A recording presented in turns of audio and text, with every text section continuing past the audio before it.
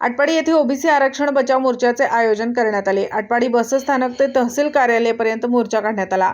आटपाडी तालुक्यातील हजारो ओबीसी बांधव 12 बलुतेदार यात सहभागी झाले होते। आटपाडी गाव बंद आंदोलन करण्यात आले। ओबीसी नेतृत्व करणाऱ्या अनेक नेते मंडळींवर अर्वाच्य भाषेत व एकेरी भाषेमध्ये उल्लेख काही लोकांच्याकडून होत आहे, त्यामुळे त्यांचाही या ठिकाणी निषेध करण्यात आला।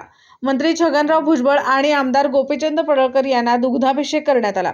यावेळी मोठमोठ्या घोषणा देत एकच पर्व ओबीसी सर्व अशा घोषणेने परिसर दणाणून सोडले।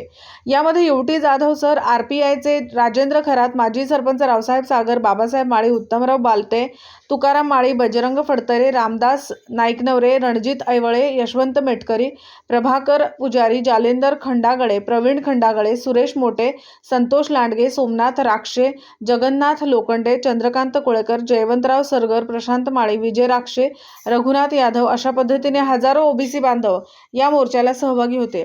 शेवटी तहसीलदार सचिन ढवळे व पीआय शरद मेमाणे यांना निवेदन देऊन मोर्चाची सांगता झाली।